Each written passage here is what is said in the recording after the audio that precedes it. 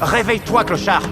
Debout, j'ai un magasin à ouvrir. Voyant que le sans-abri ne réagit toujours pas, Jack veut simplement vérifier sa montre. Mais l'homme n'arrête pas de bouger dans tous les sens, ce qui finit par faire perdre patience à Jack. Je suis tellement désolé. Je suis désolé, je me lève. Ok. Le sans-abri s'excuse rapidement auprès de Jack et s'apprête ensuite à partir. Mais Jack l'arrête soudain et l'invite même à entrer dans la boutique pour se reposer. Une petite visite, s'il vous plaît. Votre boutique est magnifique et antique. Le sans-abri entre dans le magasin, intrigué. Jack fait semblant de lui présenter des objets anciens, mais profite de l'occasion pour glisser discrètement un article dans sa poche. Une fois son plan terminé, il prétexte ensuite vouloir aller lui chercher du thé. Monsieur, le service à thé est là.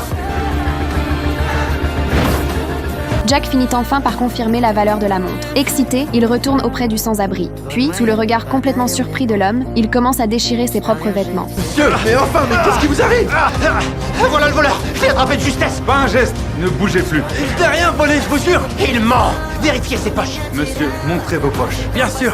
Mais ce que le sans-abri n'aurait jamais imaginé, c'est qu'un objet du magasin se trouve réellement dans sa poche. Il l'a sur son bras. Non, c'est ma montre. Je l'ai eue quand j'étais docteur. Le sans-abri essaie désespérément de se défendre, mais la police refuse complètement de le croire. Même au moment d'être emmené, il ne comprend toujours pas pourquoi Jack a décidé de lui tendre un piège. Salut, fiston. Salut. Comment vont les affaires? Plutôt bien, vraiment. Tu as déjà remboursé tes dettes? Jack annonce avec enthousiasme à son père que leurs dettes ne sont plus un problème, parce qu'il vient de trouver un trésor inestimable. Puis il remet cette montre à son père. Au moment où il voit la montre, son père le repousse violemment, furieux. Puis il lui raconte une histoire du passé. En réalité, quand Jack était enfant, il avait été victime d'un accident, et la personne qui l'avait sauvé à l'époque était un médecin nommé Henry. Pour remercier Henry, son père lui avait offert cette montre précieuse. S'il vous plaît, pardonnez-moi.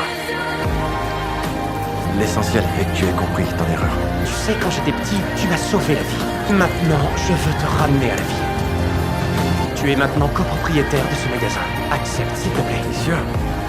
Bien sûr.